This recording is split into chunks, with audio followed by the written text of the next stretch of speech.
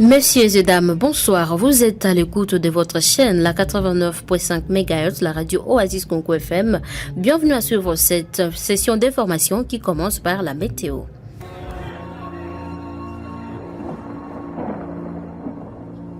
Oasis, la météo. Les prévisions météorologiques de ce jeudi 26 septembre prévoient une humidité relative de l'air de 77% en moyenne de la journée avec de précipitations possibles de 50%. La vitesse maximale du vent atteindra 10 km par heure. La température maximale sera de 29 degrés et la minimale 18 degrés Celsius. Il y a un risque de pleuvoir entre 12h et 18h de ce jeudi en ville de Béni. Lever du soleil 6h02 et son coucher 17h57. Vous êtes avertis, prenez donc vos précautions.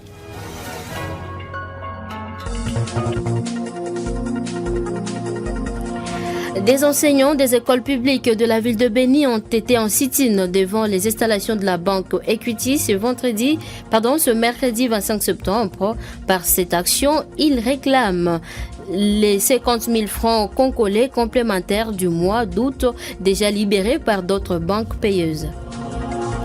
2 enfants sont morts dans un écroulement du mur d'une clôture. C'est mercredi 25 septembre à ville de Boutempo. Outre des morts, 2 autres enfants sont sortis avec de blessures et poursuivent des soins dans une structure sanitaire de la place. Des ADF ont tué 2 personnes et brûlé 3 motos dans une nouvelle embuscade survenue mardi sur l'axe routier Luna Komanda en territoire du Roumou. La nouvelle société civile congolaise recommande l'intensification de patrouilles de la coalition FARDC-UPDF pour rassurer la population sur sa sécurité. Je suis Charmante Siava à la présentation. Gloire Mbungu est à la prise de sur la mise en onde. Vous êtes en train de nous écouter et bienvenue à suivre l'intégralité. Jeune, ton avenir est plein d'espoir. Mais une seconde de plaisir sexuel peut le gâcher à jamais. Sois sage. Je l'ai annoncé au sommaire. Les enseignants de Béni étaient en sit-in devant la banque Equity ce mercredi 25 septembre 2024. Venus des différents syndicats, ces professionnels de la CRE réclament les 50 000 francs congolais complémentaires du mois d'août, déjà libérés par d'autres banques payeuses.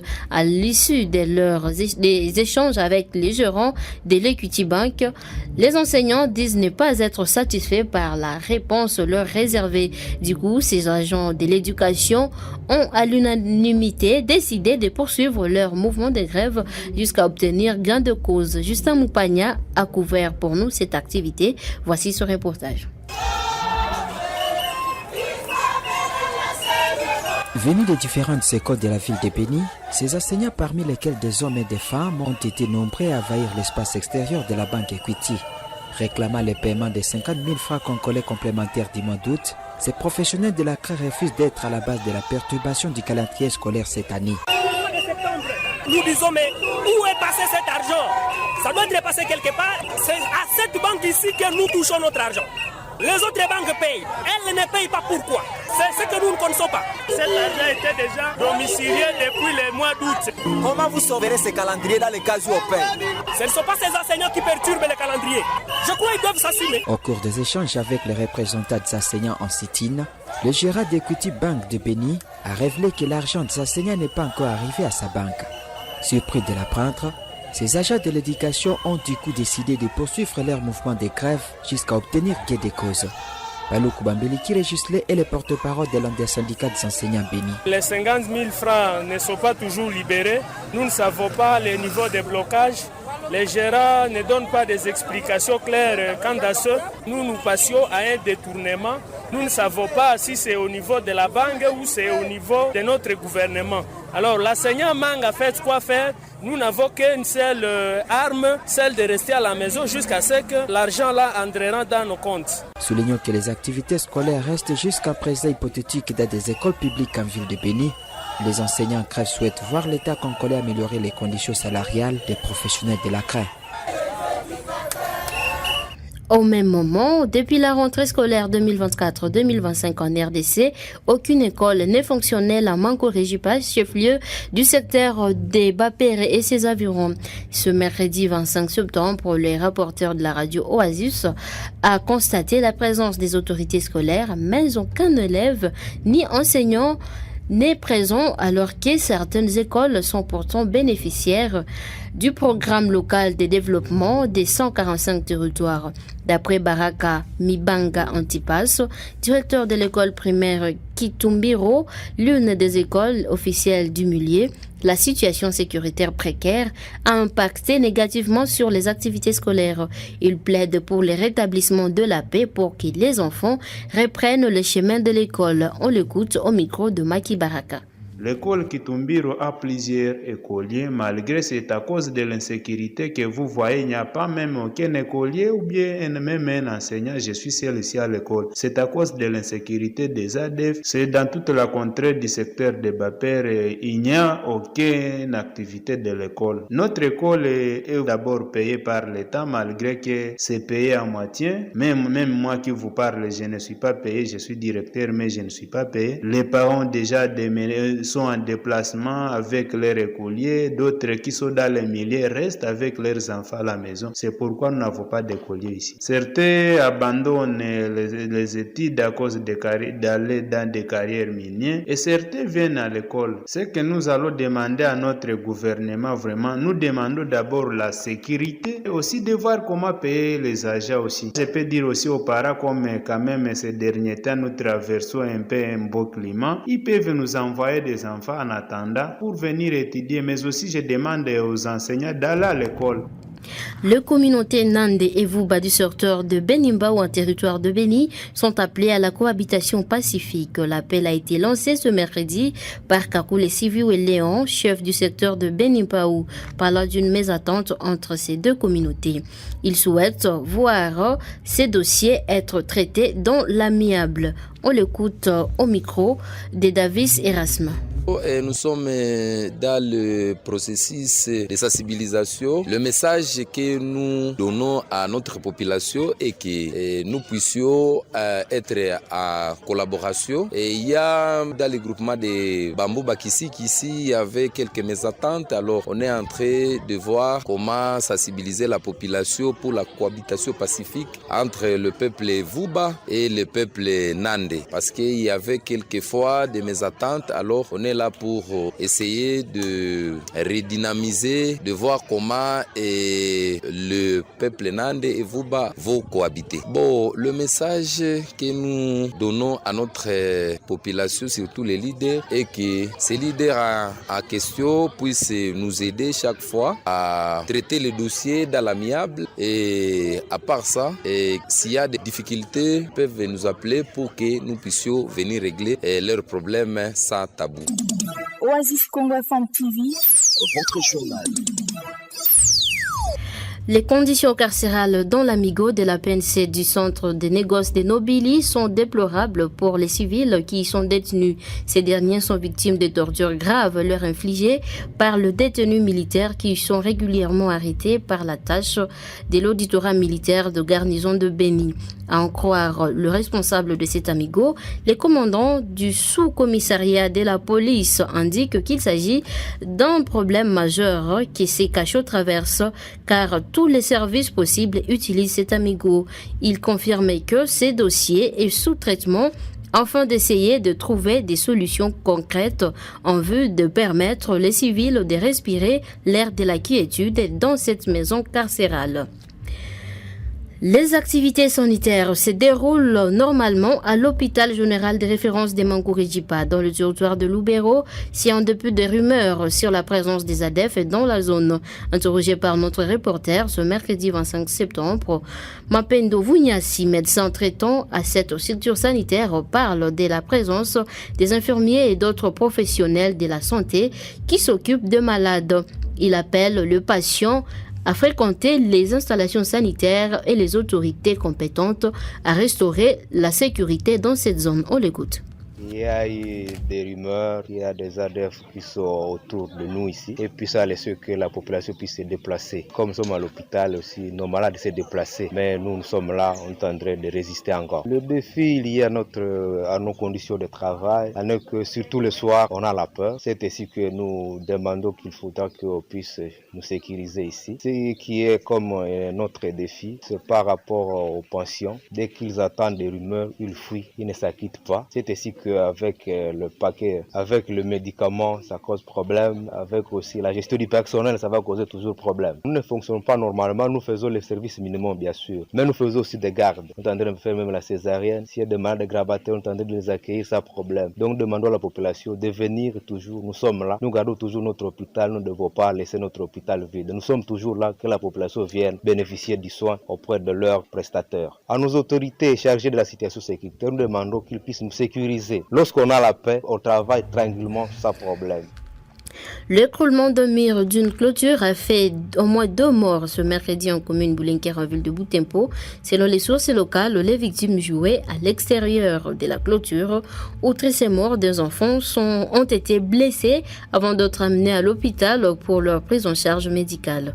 Zangos Mouvissois nous en dit plus dans cet élément. Sur place, 2 enfants sont décédés avant que 2 autres ne soient dépêchés en soins appropriés dans une structure sanitaire de la place. Monsieur John Kameta, président de la société civile Noyau de Bulengera, présente ses condoléances aux familles éprouvées et demande aux parents de bien surveiller tous les mouvements des enfants. Nous disons donc condoléances à toutes les familles qui viennent d'être touchées par cet incident. L'occasion aussi pour nous de lancer un appel surtout aux propriétaires de clôtures, mais également aux ingénieurs, de faire vraiment des surveillances de ce genre de construction, ou quand on est en train de construire, de se rassurer que la construction respecte les normes, qu'il n'y a pas de problème. Et si on constate qu'il y a vestité d'une maison ou d'une clôture, c'est mieux de démolir cela avant que les dégâts s'opèrent. Parmi les 4 enfants, aucun n'est résident de cette parcelle. Les 2 enfants morts en âge maternel sont tous des garçons. Au même moment, le président de la société civile évite les propriétaires des clôtures à toujours veiller sur les normes de construction. Bouteimbo, Nzankos Mouvissoa, Oasis Congo, Béni. Un jeune homme d'une 20aine d'années s'est donné la mort par pendaison à Rukoko, un village situé en groupement Monigi, dans le territoire de Niragongo, au Nord Kivu. Les faits s'est produit dans la soirée du mardi 24 septembre 2024. Selon les informations recueillies auprès de la famille du défunt, rapportées par la société civile locale, les stress liés à la précarité de la vie serait à la base de ces cas de suicide. D'autres sources par ailleurs indiquent que la victime se donnerait la mort suite à une déception amoureuse dont elle n'a pas su supporter.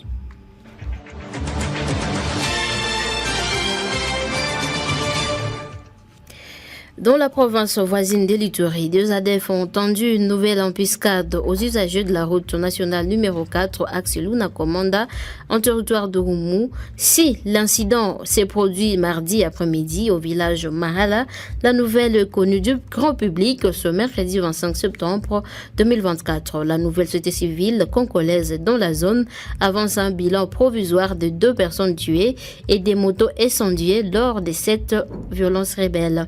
Cette structure citoyenne recommande l'intensification des patrouilles par la coalition FARDC-UPDF dans cette partie de la province de l'Ituri pour rassurer la population sur sa sécurité. Meshak Mutuka est cadre de la nouvelle société civile dans le territoire d'Irumu. 2 civils tués à côté de 3 motos et sentiers, tel le bilan provisoire d'une embuscade tendue aux usagers de la RN4 Luna Commande. C'était aux environs de 13 heures locales que les civils au bord de leur moto, revenant de Otomaber pour Ndimo, sont tombés dans une embuscade tendue par le présumé ADF au niveau de Mahala, qui a coûté la vie aux 2 civils dont un garçon et une fille et 3 motos et sentiers. Cette embuscade doit interpeller les autorités militaires de voir comment installer une position militaire vers cet endroit. Car, à maintes reprises, l'ADF tend des embuscades aux usagers de la RN4 à cette même position. Rappelons que nous devons rester trop vigilants car la frappe menée dans le territoire de Mambasa peut occasionner l'immigration de ces ADF vers leur ancienne base d'Irum.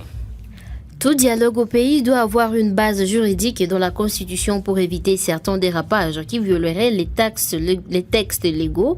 Cette pensée est de Maître Achille Kapanka, ancien maire de la ville de Béni, qui parle par la même occasion pose la question sur le pourquoi de la convocation de ces dialogues et sa forme. Cet acteur politique et notable de la région de Béni estime que la démarche du président de l'ECD n'est pas mauvaise, mais pour quelle fin?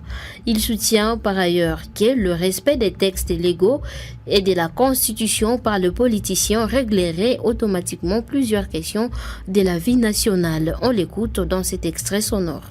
Nous voulions d'abord en savoir beaucoup plus, puisque le dialogue vient d'où et il vient faire quoi pour faire aboutir à quoi. Je pense que la RDC a ses textes légaux et a même sa constitution. Est-ce que ce dialogue-là trouve sa base juridique dans la constitution ou non? Parce que dans ces pays, les gens ont toujours fait semblant d'ignorer la constitution et de créer des voies extra-parlementaires, des voies extra-judiciaires. Or, la base constitutionnelle, la base judiciaire, c'est la constitution. Est-ce que les prêtres, comme on les a ainsi appelés, ou bien les confessions religieuses, ont-elles le mandat de convoquer un dialogue? Quels en sont les termes de référence et ça va aboutir à quoi? Moi, je pense que je ne suis pas contre M. Martin Fayoulou, non. Lui-même a demandé à ce que ces gens ne puissent pas se faire représenter comme députés nationaux, alors que lui-même était candidat de la République. Déjà, cet état de choses prouve en suffisance qu'il n'a pas joué un bon jeu, puisqu'il a sacrifié plusieurs candidats, mais lui a eu quand même le courage de se faire représenter. Il a compris que la politique de la chaise vide ne paye pas. Veut-il se racheter? Mais nous pensons que la RDC a déjà connu plusieurs dialogues, mais la plupart des fois, ils finissent par le partage des postes. Voilà pourquoi nous pensons que ce qui est important aujourd'hui, c'est d'abord respecter nos textes régionaux et notre constitution. Si on parvient à le faire, toutes les autres questions vont trouver des solutions.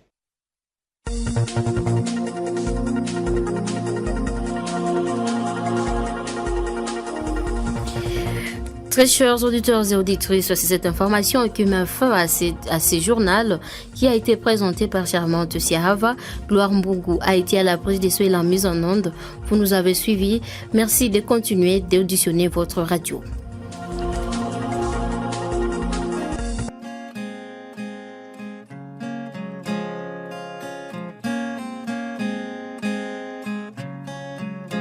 Dans notre pèlerinage, nous sommes arrivés au royaume de là-bas. C'est vraiment rocambolesque. Tous les royaumes se mobilisent pour obtenir la pièce de droit au scrutin, PDS. La pièce de droit au scrutin, PDS, en sigle. Mais pour combien de temps? 30 jours, 45 ou 90 jours? Bon, ce n'est pas bien clair. Le commissaire principal chargé d'organisation de vote peut prolonger cette période, de prolongation à prolongation évidemment. Mais nous avons posé la question de savoir si cette prolongation ira jusqu'à quand. Le brigadier local, représentant du commissaire principal, nous a répondu en ces termes. Bon, nous allons continuer jusqu'au dernier requérant. Ah bon? Vous attendiez combien de majeurs à inscrire? Bouche bée. Pour les 30 premiers jours, vous devriez recevoir combien d'habitants? Bouche bée. Vous avez prolongé quand vous étiez à combien de pourcents? Bouche bée. Ces multiples prolongations n'auront-elles pas d'impact sur le calendrier des scrutins? Voici la réponse du brigadier.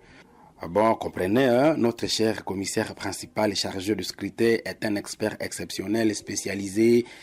Ah oui, il est agrégé de l'Ovanium, doyen à la Sorbonne. Il fera tout pour que le calendrier soit respecté. Nous avons mis l'eau à la bouche. Mais il faut combien de jours pour obtenir la pièce de droit au scrutin, PDS?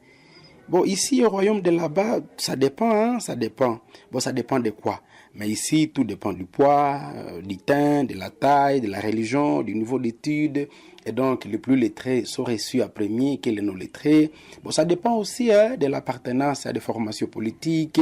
Bon, ceux qui sont bien connus dans les milieux, les partis les plus influents, sont reçus quand même avant les autres. Ah oui, et si on n'est pas connu? Bon, la pire des choses au royaume de là-bas, c'est qu'il n'y a pas de carte d'identité. C'est donc la pièce de droit au scrutin qui est aussi utilisée comme pièce d'identité. Et veut dire, les habitants du royaume y vont juste pour avoir cette carte-là, pas puisqu'ils iront obligatoirement aux élections. La loi dit que la fameuse carte est gratuite au royaume de là-bas. Mais sur terrain, elle se négocie entre 3 000 et 5 000 dinars, monnaie utilisée au royaume de là-bas. Si vous ne payez pas, alors vous allez passer 3 jours et 3 nuits juste pour une carte. Franchement, le royaume de là-bas nous est exceptionnel et rocambolesque. Du passage, nous apprenions que les agents eux-mêmes ne savent ni le jour ni l'heure où arrivera leur prime. Au nom de l'amour au roi, ils travaillent quand même, ils sont dociles, ils sont honnêtes. Mais les 3 000 dinars qu'ils demandent, bon là n'en parlons pas, c'est juste pour faciliter les choses. Notre séjour au royaume de là-bas a été vraiment délicieux, comme leur manque le sont.